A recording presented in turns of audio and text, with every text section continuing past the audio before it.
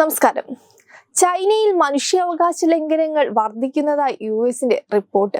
2023 country reports on human rights പ്രാക്ടീസിന്റെ ഉള്ളടക്കത്തിലാണ് ഈ കണ്ടെത്തലുകൾ ഉള്ളത്. അഭിപ്രായ സ്വാതന്ത്ര്യത്തിന് മേലുള്ള കടന്നുകയറ്റം, അറസ്റ്റുകൾ, ന്യൂനപക്ഷ വിഭാഗങ്ങൾക്ക് നേരിടുന്ന കടന്നുകയറ്റം തുടങ്ങി ചൈനയിലെ വലിയൊരു വിഭാഗം ജനങ്ങൾ അടിച്ചമർത്തലുകളും അനീതിയും നേരിടുന്നുണ്ടെന്നാണ് റിപ്പോർട്ടിൽ വ്യക്തമാക്കുന്നത്. 2013 മുതൽ 2017 വരെ 10 ലക്ഷത്തിലധികം ഉയ്ഗൂർ മുസ്ലിങ്ങളെയും മറ്റു മുസ്ലിം ന്യൂനപക്ഷ വിഭാഗങ്ങളെയും നിന്നുള്ളവരെയും ചൈനീസ് സർക്കാർ ഏകപക്ഷീയമായി അറസ്റ്റ് ചെയ്ത് തടങ്കലിൽ വെച്ചതായി റിപ്പോർട്ടിൽ പറയുന്നുണ്ട്. ഉയ്ഗൂർ മുസ്ലിങ്ങളും സിൻജിയാങ്ങിൽ നിന്നുള്ള മുസ്ലിങ്ങളും വലിയ തോതിൽ വംശഹത്യക്കും മറ്റു ക്രൂരതകൾക്കും ഇരയായിട്ടുണ്ട്. ഏകപക്ഷീയമായിട്ടാണ് ഇവരെ അറസ്റ്റ് ചെയ്ത് തടങ്കലിൽ പാർപ്പിച്ചിരിക്കുന്നത്. നിയമവിരുദ്ധമായ രീതിയിൽ കൊലപാതകങ്ങൾ നടത്തുന്നതായും റിപ്പോർട്ടിൽ സൂചിപ്പിക്കുന്നുണ്ട്. തടവിലും ഇവർ വലിയ ക്രൂരതകൾക്കാണ് ഇരയാവുന്നത്. എങ്കിൽ പോലും ഇത്തരം മനുഷ്യാവകാശ ലംഘനങ്ങൾ നടത്തിയ ഉദ്യോഗസ്ഥർക്കെതിരെ നടപടിയെടുക്കാനോ താക്കീത് ചെയ്യാനോ സർക്കാർ ശ്രമിച്ചിട്ടില്ല.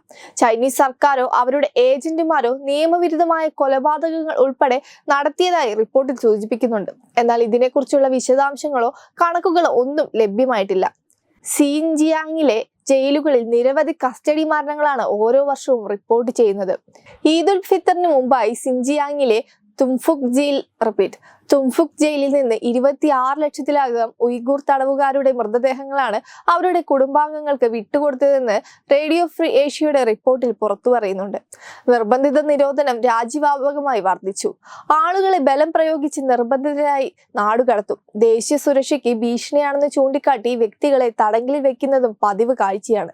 ജനാധിപത്യപരമായ എല്ലാ അവകാശങ്ങളും നിഷേധിച്ചുകൊണ്ടാണ് ഭരണകൂടത്തിന്റെ നീക്കങ്ങളെന്നും റിപ്പോർട്ടിൽ വിമർശനം ഉന്നയിക്കുന്നുണ്ട്. ഇതിനു പുറമെ രാജ്യത്തെ മാധ്യമങ്ങൾക്കും പത്രപ്രവർത്തകർക്കും അഭിപ്രായ സ്വാതന്ത്ര്യം ഹനിക്കപ്പെടുന്ന സാഹചര്യമുണ്ട്.